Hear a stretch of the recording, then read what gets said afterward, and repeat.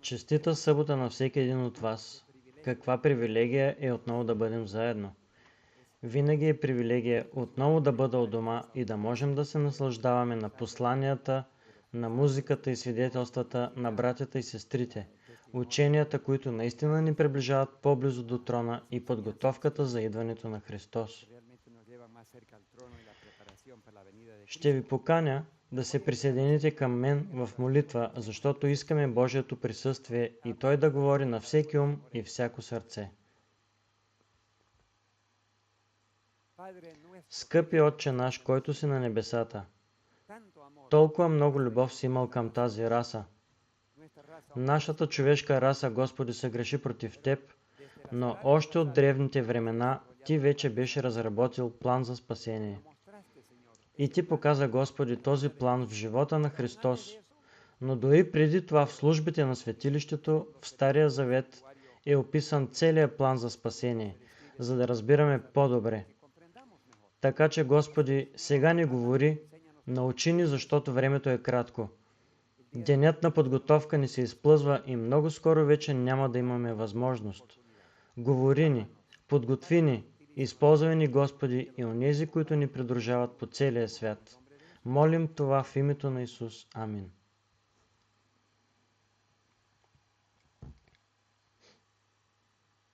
Знам, че много хора, които гледат това видео, обичат Бога. Някои може би не познават Бога, но много да. Имаме католически братя, евангелисти, адвентисти от други деноминации, които ни придружават всяка седмица. Вярваме, че когато изповядаме греховете си, Бог прощава и ни очиства от всяка неправда. Това е много библейско. 1 Йоаново, 1 глава, 9 стих. Можем също така да имаме много вярвания, които са ни били внушени чрез традиция. Или в нашата църква, или от нашите духовни водачи. Но може тези вярвания да нямат библейска основа. Това са вярвания, на които винаги са ни учили. Да вярваш в нещо не го превръща в истина. И мога да вярвам, че мога да скоча от самолет без парашут. Но вярата ми не ми спасява живота. Трябва да имам парашут, за да падна без наранявания. По същия начин, ако вярвам в нещо, на което са ме учили, трябва да го сравня. То трябва да има библейска основа. В светлината на Библията ние можем да сравняваме всяко учение, за да видим дали е истина. Тези, които не разбират и не изучават Библията, няма с какво да сравняват. Нямат компас. Компасът е Божието Слово. Така казва Йова. Ако едно вярване няма библейска основа, то не е истина. Няма значение дали заповедта идва от цар, управник, папата, пастор, свещеник или нашите родители и семейства. Трябва да има библейска основа. Никой не се спасява, защото принадлежи към църква, дори към нашата. Човек се спасява чрез взаимоотношение, което е лично и пряко с Исус Христос и чрез вярване, основани на Божието Слово, сола скриптура. Днес заглавието на проповедта е заличаването на греховете и съвършенството. Преди 2 седмици говорихме нещо за заличаването на греховете, но сега трябва да говорим за едно нещо, което сега изпускаме от поглед. Че Бог трябва да има подготвен и съвършен народ, преди Христос да може да се върне.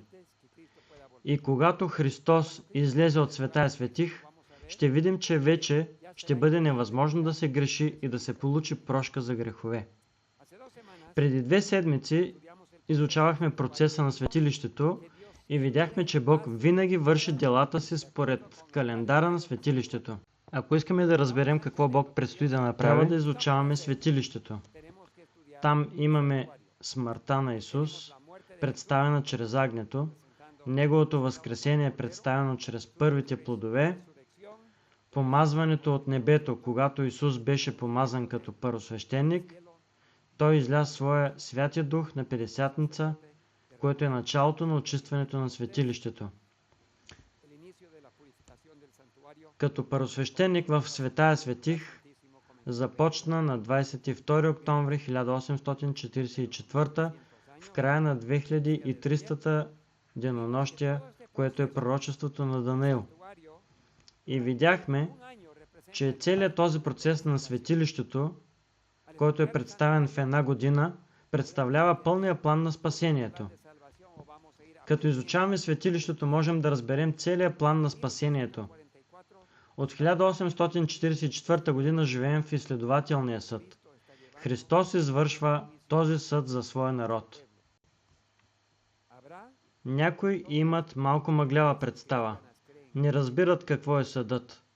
Ще стоим пред Божия съд. Но не разбират, че преди Христос да дойде, съдът трябва да приключи. Как Бог ще знае кой ще отиде на небето и кой няма да отиде, ако не приключи съдът, за да реши кой е Негов син и кой не е?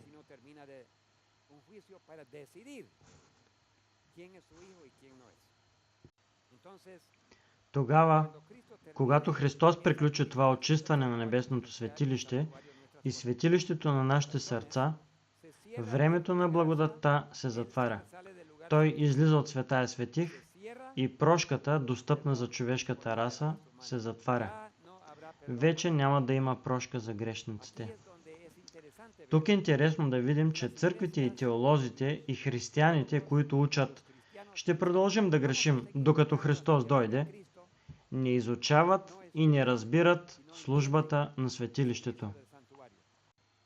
След като първосвещеникът излезе в деня на умилостивението, всички грехове, които са били изповядани през годината, се очистват от светилището и се поставят върху главата на козела, който представя Сатана. Така ще бъде и на небето.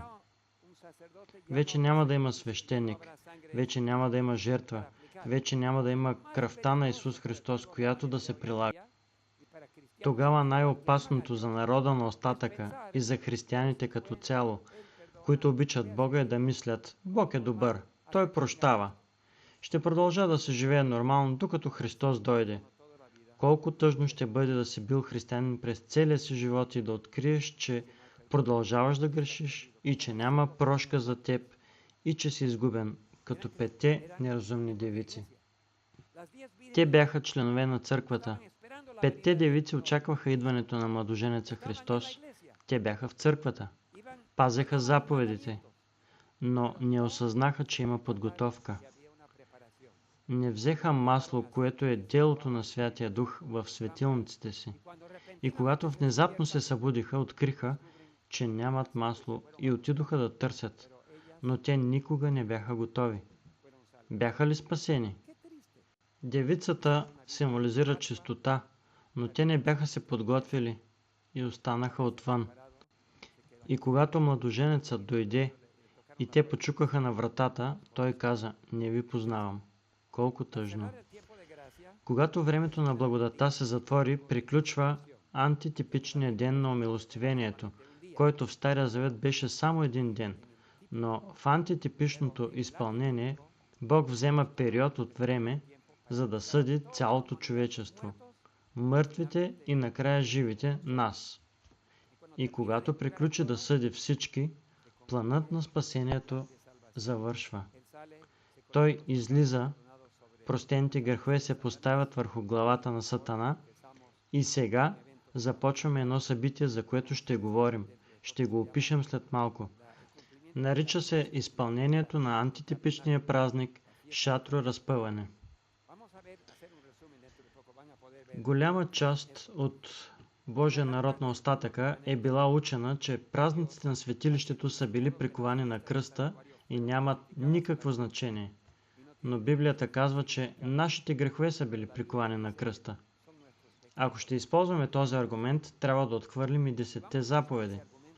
Защото много християни, наши братя, казват, че 10 заповеди са били приковани на кръста. Не, казваме ние. 10 заповеди не бяха приковани. Тогава какво беше приковано? Нашите грехове.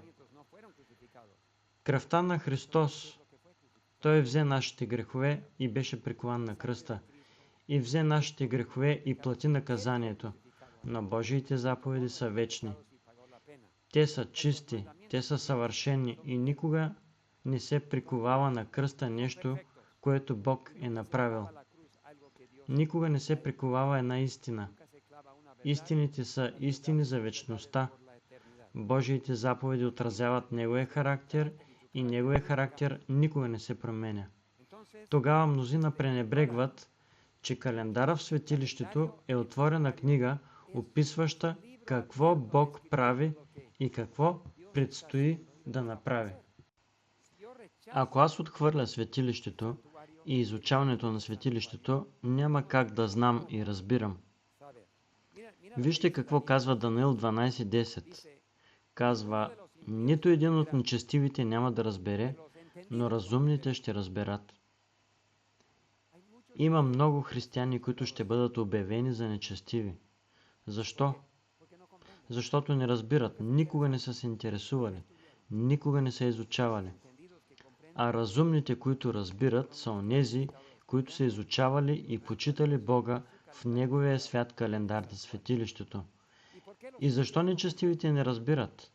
Не изучават и не вярват нито в светилището, нито в Неговите празници. Защо?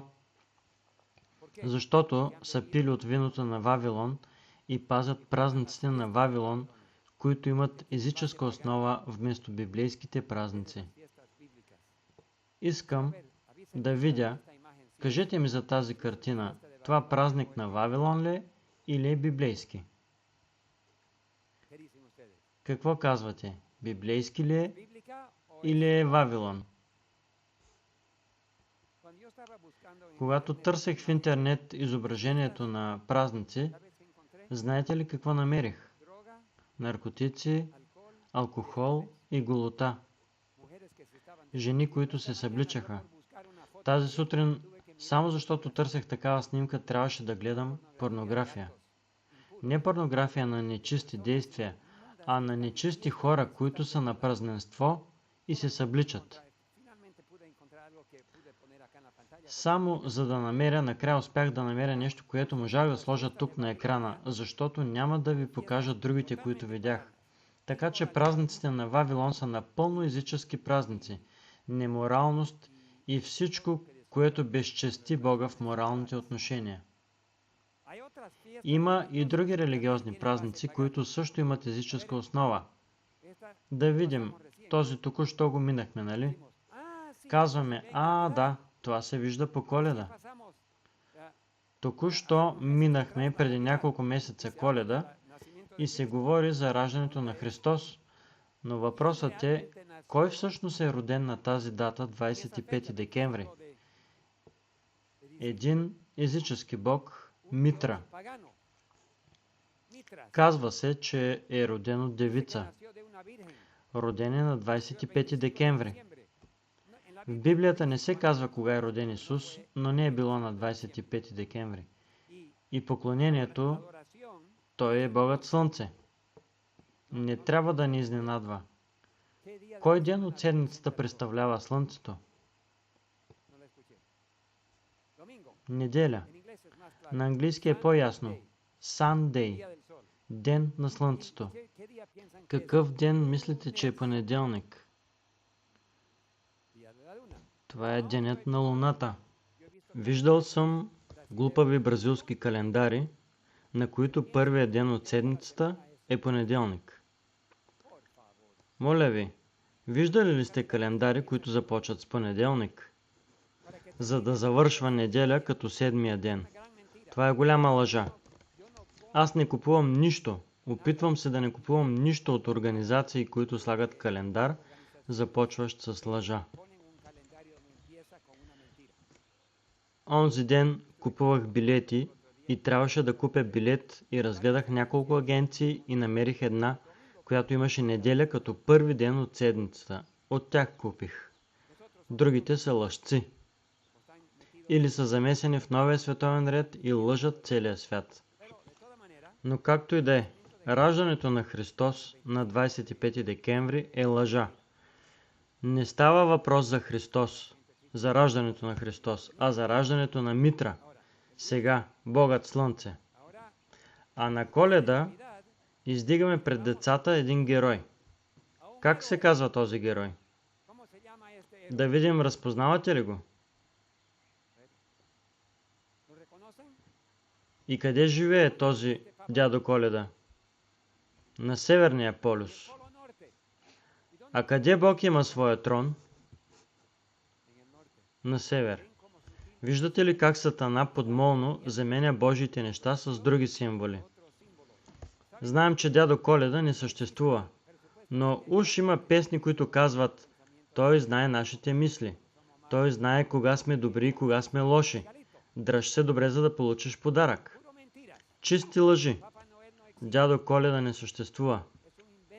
Това е измислица, за да се отнеме фокусът от Бога и да се постави върху човешко изобретение. Тогава можем да видим, че има опит Бог да бъде скрит и поставен в сянка, а фокусът да бъде върху други неща. Всичко, което е измама, заменя нашето поклонение към Бога и насочва умовете ни към лъжа. Чух историята за една съпруга. Тя подготвила прекрасен рожден ден за своя съпруг. Знаела как да сготви любимата му храна, после подаръци и голяма торта. Беше много красиво. Единственият проблем беше, че съпругът каза: но скъпа, днес не е моят рожден ден. Тя каза: не, знам, че не е твой рожден ден, но преди да се омъжа за теб, имах приятел, когото много обичах. И днес е неговият рожден ден. И ще празнуваме рождения ден на предишния ми приятел вместо твоя. Съпругът се ядоса и не прие рождения ден. И аз бих се ядосал. А вие бихте ли се ядосали? Твоя съпруг или съпруга да празнува друг любим човек и да ти дава този рожден ден? Не, празнувай го за себе си, но това не е мой рожден ден. Аз съм роден на една дата и на тази дата приемам празнуването на рождения ден. Когато се покланяме на Бога на 25 декември, ние не се покланяме на Бога, а се покланяме на Митра, Бога на Слънцето. Добре, неделя е Великденска неделя. Празникът на английски се нарича Easter Sunday, което идва от думата Иштар, която е богинята на плодородието. Когато търсих снимка на Иштар, богинята на плодородието, която има връзка с секса, трябваше да направя някои промени, за да я покажа на екрана. Всички изображения на Иштар са голи. Защо? Тя е еротична богиня. Тя е богинята на плодородието. Тя е богинята на секса. И това почитаме, мислейки, че е възкресението на Христос.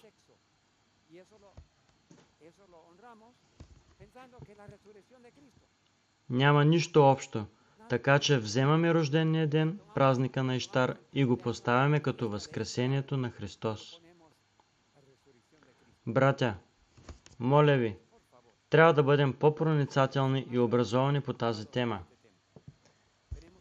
Трябва да знаем, мислите ли, че 144 хиляди, онези, които получават Божия печат, ще празнуват езически празник? Тоест, ще почитаме Иштар и ще почитаме Бога Слънце, когато Исус Христос е нашият Бог. Отец, нашия Бог, към когото се молим в името на Исус Христос. Ще почитаме ли езически Бог? Не, братя. Трябва да се научим да се отделяме от тези обичаи, които имат езическа основа. Ето още един. Какво е това? Хелоуин. И на кой религиозен празник прилича Хелоуин? Все светии. Става дума само за смърт, става дума за демони, става дума за сатанински ритуали. Няма нищо общо с Бога. Особено се учи доктрината, че мъртвите са живи и че могат да общуват с нас и правят сеанси, за да говорят с дух, който се появява там. Вече ви споменах за един мой приятел адвокат, който отишъл на деня на Вси светии да остави цветя на гроба на дядо си. Една вещица дошла и му заговорила с гласа на дядо му и казала: „Фернандито, Нандито, аз винаги съм до теб, винаги съм там, само ми повикай и ще ти помогна.“ И той дойде тук, говори с мен, аз му обясних от Библията кой му е говорил. Това беше демон, но той отиде да говори с кардинала. Очевидно е имало кардинал в Санта Крус. Не знам дали още има кардинал в Санта Крус, но той отиде да говори с кардинала, тъй като беше човек с голямо политическо влияние. И така отиде при кардинала, а кардинала му каза: „Няма проблем да се говори с мъртвите. Ние винаги говорим с мъртвите. Когато избираме нов папа, всички мъртви папи се материализират и ни придружават в Ватикана, за да изберем нов папа. Така че няма проблем. Говори с дядо си.“ Библията забранява под смъртно наказание да се говори с мъртвите, но деня на Вси светии е сатанински ден. Човек може да сложи цветя на гроба, когато пожелае, но сатанинският ден Хелоуин, денят на Вси светии, е ден, който Сатана използва за поклонение на Сатана. Така че трябва много да внимаваме да приемаме доктрини, които идват от езичеството. Сега видяхме езическите празници. Някои са напълно езически, други са религиозно езически. Сега ще видим и ще направим обобщение на празниците на светилището, календара на библейските празници. Защо? Защото всичко, в което вярваме, трябва да има основа, библейска основа. Ако няма библейска основа, трябва да се отхвърли. Това е основата, основното вярване, което ни донесоха реформаторите, наречено сола скриптура. Няма цар, няма папа, няма власт, няма управител, няма пастор, няма свещеник, няма никой, който има повече власт от Божието Слово. Ако Божието Слово потвърждава, това е истина. И ако не потвърждава, това е лъжа. Ако не вярваш в сола скриптура, ще приемеш всяка лъжа, която ти кажат. Трябва да имаш твърд компас. Добре, запомнете, че тук ще видим годишния календар, който ще ни даде тайната как и кога Бог ще действа. Светилището, старозаветното светилище, вече видяхме преди 2 седмици, че когато човек влиза, той е с гръб към изгряващото слънце. Защото Бог искаше никой да не се покланя на слънцето. А мнозина имат слънце по кръстовете и навсякъде, но това е поклонение на слънцето. И затова се покланят в неделя. Този, който се покланя в неделя, всъщност се покланя на слънцето, защото неделята е посветена на слънцето. Кой е библейският ден за поклонение на Бога? В 10 заповеди, написани с Божият пръст, е 7-я ден. Защо? Защото за 6 дни Бог създаде небето и земята и си почина на 7-я ден и го освети. Така че, в резултат, ако ще основавам вярването си на Библията, имам само един ден, няма 2 дни. Не съществуват 2 дни за поклонение на Бога. Може да се покланяме на Бога всеки ден, но има един свят ден, всяка седмица. За неделята, вчера един приятел ме попита: „Тогава неделята работен ден ли е?“ Библията казва 6 дни да работиш. Някои искат да работят 5 дни. 6 дни. Божия заповед е да се работи 6 дни и да се почива на 7-я ден. Но това не означава, че човек не може.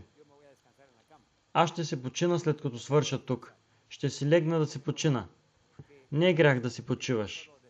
Но също трябва да помним, че Библията не иска само да почиваме на 7-я ден, а казва: 6 дни ще работиш и ще вършиш цялата си работа. Така че нека не бъдем мързеливи, нека работим усърдно. 7-я ден е единственият ден от седмицата. Да видим в Левит 23 глава. Можем да видим обобщението на всички библейски празници. И Господ говори на Мойсей, казвайки: „Говори на Израилевите синове и им кажи: тържествените празници.“ Какво означава тържествени? Те са свещени. Не е светски празник, те са свещени. И казва: Тържествените празници на Господа, които ще прогласявате като святи събрания, са тези. Тук ще минем накратко. 6 дни ще се работи, а 7-я ден ще бъде ден за почивка. Така че първия празник, който Бог споменава тук, е 7-я ден. След това, Господната Пасха. Прескачам към стих 5. На 14-тия ден от първия месец е Пасхата. След това продължаваме към следващото. На 15-тия ден от този месец е празникът на Пасхата. Тържественият празник на безквасните хлябове. 7 дни ще ядете безквасен хляб. Ние обикновено пренебрегваме това. Ядем хляб с квас, но тази година аз и жена ми избягвахме да ядем какъвто да е хляб с квас в продължение на 7 дни. Защо? Защото е в Библията. Аз няма да съдя Бога, но сега вече не правим това. Но това е в Библията. Не е преминал, така че в Библията и какво още? Следващото. После идват първите плодове. На Пасхата Исус умря за нас, нали? Исус умря на кръста. На кой ден? В деня преди Пасхата или в деня на Пасхата? В деня на Пасхата. Номер 2. Кога възкръсна? На кой празник? В неделя. Първите плодове. Така ще продължим. След Пасхата се броят 7 по 7, 7 седмици плюс 1 ден правят 15 дни. Този ден се нарича Петдесятница. Петдесятница означава 5 пъти по 10.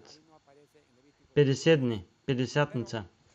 Думата Петдесятница не се появява там в Левит 23, но това е денят на Петдесятницата, когато Исус се възнесе на небето 10 дни по-рано и изля своя святи дух, когато той беше помазан като първосвещеник. Когато той излезе оттам, вече няма да има прошка за греховете за никого, нито за християнина, нито за нехристиянина. Вече няма да може да изповядва греховете си. Когато приключи денят на умилостивението, най-свещеният ден от годината, тогава греховете вече са изтрити от твоя запис, от записа вътре в Светая Светих и ще бъдат поставени върху главата на Сатана. И след това, 10 дни преди деня на умилостивението, се надуват тръбите 10 дни. Не знам какъв звук са издавали, не знам. Имало е звук за война, имало е звук за придвижване, имало е звук за сън, един за събуждане и сигурно е имало звук, който казва: "Оправи сметките си с Бога, защото след 10 дни идва денят на умилостивението, последният съд."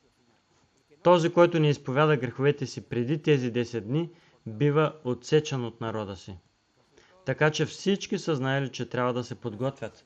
Бог никога не прави нещата изненадващо. Той винаги предупреждава. Амос 3.7 казва: "Господ Йехова не прави нищо без първо да го открие на слугите си пророците." След края на деня на умилостивението вече не съществува прошка за греховете през тази година. След това идва празникът Шатроразпъване. Тогава хората живеят извън домовете си в временни постройки от пръчки, от части, дървени части, които поставят така и спят там, за да им напомня, когато излязоха от Египет, че нямаше да спят в къщи, а щяха да спят в пустинята, само покрити с клонки. И някой ден Божият народ, след като времето на благодата се затвори, ще трябва да спи извън дома си. Няма да има никой от Божия народ, който да спи в дома си. Бог ще подготви за всеки място на осамотено място и празникът на колибите ще се изпълни буквално. 7 дни. С 8-я ден, това е много специален ден на празнуване на Господа. Колко дни ще бъдем с Исус Христос, пътувайки към небето?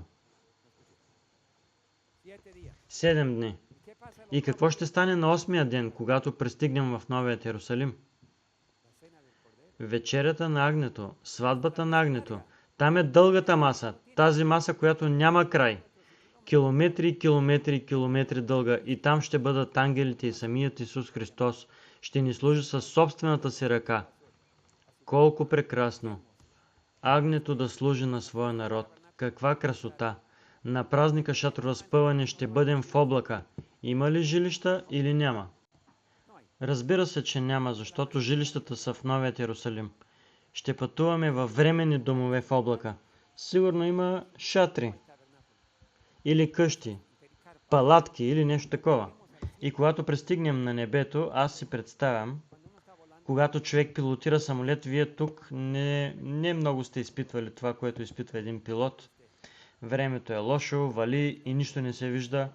Самолета се спуска, само облаци и човек гледа уредите, гледа GPS-а на екрана. Всичко се върти така. Финален заход, снижава се, казва слез на 3000 фута, слез на 1800, слез на 1500, на 1300, на 850 фута и максимум 500 фута. И ако не можеш да видиш нищо, трябва пак да направиш кръг или да отидеш на друго летище. Тогава прави захода. Аз си представям този облак пълен с милиони хора, светиите от вечността, които Бог е възкресил, и живите заедно с възкресените в Христос мъртви. И облакът ще направи последен заход. Не знам какви уреди ще използват, когато стигнат небето, какви инструменти ще има Бог, но Той няма нужда. Всичко е тук. И този огромен облак. Върху него милиони хора гледат, докато капитанът Исус Христос. Помните ли онази песен «Исус е моя капитан»? Исус е моя капитан. Аз знам, че няма да претърпя корабокрушение, защото Исус е моят капитан. И когато Той идва, водейки този облак, ще влезе и ще завием. Ето го, Орион. На снимките на Орион, които се виждат сега, изглеждат горе-долу като тунел, но не може да се види вътре. Оттам излиза светлина. Но този облак ще влезе през този тунел. И внезапно пред очите ни се появява новият Йерусалим в далечината. И облакът се приближава се. И скоро облакът почти ще пипне новият Йерусалим. Като кораб, който се приближава към пристанището. И ангелите бързо връзват въжета. Няма такива въжета. Но разбирате, нали? И тогава този кораб, този облак пристига там. Всички слизайте. Пристигнахме на местоназначението. Ангели, моля, покажете на всеки неговото жилище. А ние ще стоим така. Моля ви, слизайте! Няма да можем да повярваме. Око не е видяло, нито ухо е чуло това, което Бог е приготвил за своя народ, за онези, които го обичат. Тогава накрая ангелите ще ни побутнат или ще ни хванат за ръка, както направиха с Лот, и ще ни отведат. Давид, искам да ти покажа твоето жилище. Моля те, спри да гледаш и ела и ме придружи. Ще ме хване за ръка и ще тръгна, а съпругата ми с другата ръка. И ще се приближим към жилището, подготвено за нас още от основаването на света. И това ще бъде нашия дом в Новият Йерусалим за 1000 години. Каква красота! И след това ще ни дадат известието. Утре, на 8-я ден, ще имаме вечерята, сватбата на агнето. Невястата, съпругата и всички поканени ще бъдем на сватбата. Братя, аз не искам да я пропусна за нищо на света. Ти трябва да бъдеш там. Тогава нашата отговорност днес е да сътрудничим с Исус, да сътрудничим с Него, моляйки се и искайки Той да ни очисти от всяка нечистота и беззаконие. Да го молим, ако има някой грях, който сме забравили, да ни помогне да си го спомним, за да можем да го изповядаме, защото има грехове, които сме забравили, нали? Извършили сме ги преди години и вече са ни изчезнали от ума. Трябва да кажем, Господи, не искам нито един грях да остане неуреден, моля те, напомни ми. И Святия Дух докосва тази част от мозъка и ние си спомняме. Ах, Господи, забравих този грях. Като онзи път, когато откранах дъвки. 20 години по-късно Бог ми напомни. Трябваше да отида да платя дъвките. И поисках прошка, но го оправих, нали? Но Бог ми напомни 20 години по-късно, така че трябва да сътрудничим с Исус Христос в Светая Светих, докато Той работи в наша полза. Да не слушаме и да не вярваме на измамните учения на теолози, които ни казват, че няма какво да се прави. Само да се доверим на Бога, който е толкова любящ, и Той ще ни спаси такива, каквито сме. Не, братя, това е голяма лъжа. Това, което дяволът иска, е да спим, докато стане твърде късно. И когато дойде кризата и вече няма начин да влезеш в ковчега, дяволът вече не се интересува. Оправи си сметките, но ти си отвън. Нямаше масло, никога повече няма да влезеш на сватбата, така че не трябва да обръщаме внимание на тези теории. Има пастори, теолози, доктори на науките, които преподават дори в нашата църква. Не всички, разбира се, но има и някои много учени, които казват, че нищо не се е случило през 1844 година. Христос не прави нищо в Светая Светих, дори няма светилище на небето. Всичко е въображение, няма какво да се прави, само да се доверяваме. Братя, трябва да се доверяваме, но трябва и да работим. Има работа за вършене, трябва да сътрудничим. Христос не използва сила, Той ни кани. Ето, стоя на вратата и хлопам. И ако някой отвори вратата, ще вляза и ще вечерям. Но ако не отвориш вратата, той няма да влезе. Ти трябва доброволно. Той кани, но ти трябва доброволно да влезеш. Някои усмиват факта, че има подготовка за усъвършенстване. Съвършенство? Каква лъжа казват? Никой няма да бъде съвършен в този живот. Това е лъжата на Сатана. Сатана казва, Божият закон е дефектен, затова аз паднах. И никой не може да го спазва. А Бог ще произведе доказателство в това последно поколение, че Сатана е лъжец. Без това доказателство Сатана никога не би могъл да бъде унищожен. Бог трябва да покаже на Вселената, че Сатана е лъжец. И Бог ще използва теб и ще използва мен, за да извърши делото си. И ще покаже на Сатана, че Божия закон може да бъде спазван съвършено, както Исус го направи. Но трябва да изповядаме греховете си и да бъдем очистени от всяко беззаконие. И така, чуйте поканата. Съжалявам за Ной. Прочетете историята за Ной. Навън бяха неговите племенници. Имаше чичовци и лели, сватове. Не ви ли се струва, че имал сватове? Тоест, съпругите на тримата му синове имаха ли семейство навън? Разбира се. Имаше сватове, племенници, чичовци и лели. И колко влязоха? Нито един. Нашата отговорност е да приемем Божията покана сега, за да влезем в ковчега на спасението. Да не вярваме на учените, да не вярваме на религиозните водачи и да останем отвън. Да влезем. Сред религиозните водачи има много посветени, които ще влязат, а има и други, които ще останат отвън и ще искат да те убедят да не влизаш. Има всякакви. Някои ще влязат, други няма да влязат, но ти трябва сам да решиш. Ако ще се довериш на човешкото слово, ще останеш отвън. Ако ще се довериш на дипломите, ще останеш отвън. Ако ще се довериш на Божието слово, ще влезеш. Исус ни кани днес. Виж моите 10 заповеди. Ето ги. Това е, което написах със собствения си пръст. Това ще бъде законът, по който ще те съдя. Трябва да го четем и да му се покоряваме. Не защото имаме сила. Трябва да кажем на Бога, Господи, аз наруших Твоя закон, прости ми, моля те изпълни ме със Святия Дух, научи ме да пазя внимателно съботата, да нямам други богове пред Теб, да почитам баща си и майка си, да не крада, да не убивам. Всичките 10 заповеди и да не лъжесвидетелствам. Защо?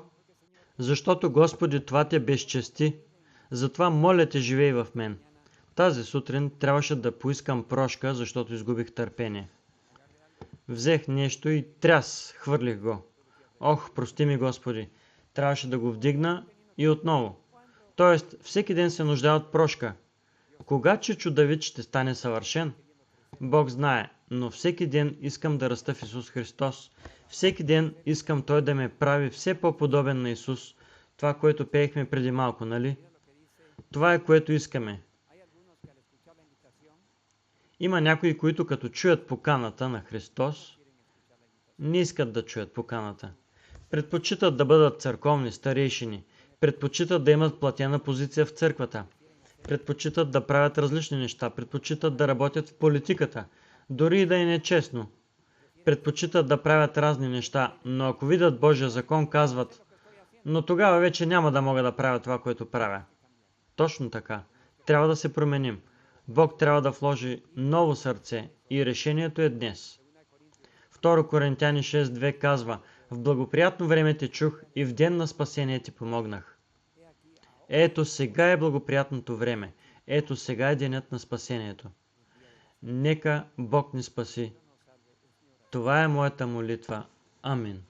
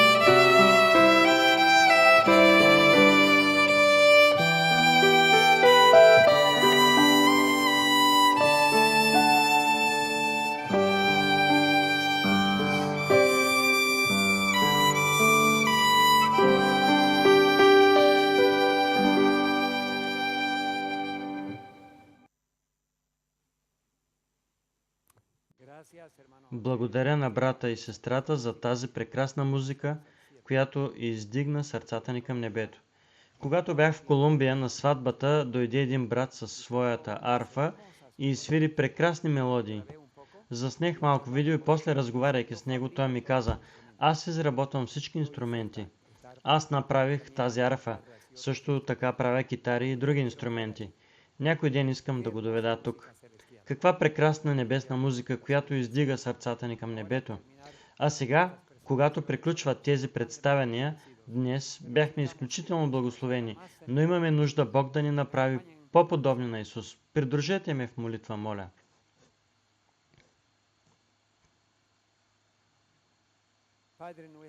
Отче наш, който си на небесата, благодарим ти, че даде своят син Исус Христос, който беше разпнат на кръста за нашите грехове. Благодарим ти, защото нашите грехове умряха там с него, защото той пое нашето бреме и го плати. Но, Господи, освен че понесе нашите грехове, той ни подарява и бялата дреха на своя характер. Ние отчаяно се нуждаем от нея, защото в последното поколение ще има народ, който съвършенно отразява характера на Христос и ние искаме да бъдем част от този народ. Ние вече живеем в последното поколение. Света знае, че има последна криза. Ние ускоряваме към последната криза. Но, Господи, все още ни липсва нещо. Направи за нас това, което трябва да направиш. Отнеми погледа ни от светското и Вавилон. Извади от сърцата ни любовта към света и постави любов към Христос. Твоя съвършен характер и нека можем да следваме агнето където и да отиде. Господи, някой ден скоро вече няма да проповядаме това послание на църквата и на онези, които познават посланието. То ще отиде при онези, които никога не са го чували. Вратата ще бъде затворена за онези, които са знаели, но не са искали да влязат. Но вратата е отворена за всички онези, които никога не са чули. Това ще се случи много скоро. И когато вратата се затвори, ние искаме да бъдем вътре, Господи. Моля Те, извърши това чудо с нас, с нашите деца и с нашите близки. Молим Те за това. Благодарим Ти в името на Исус. Амин.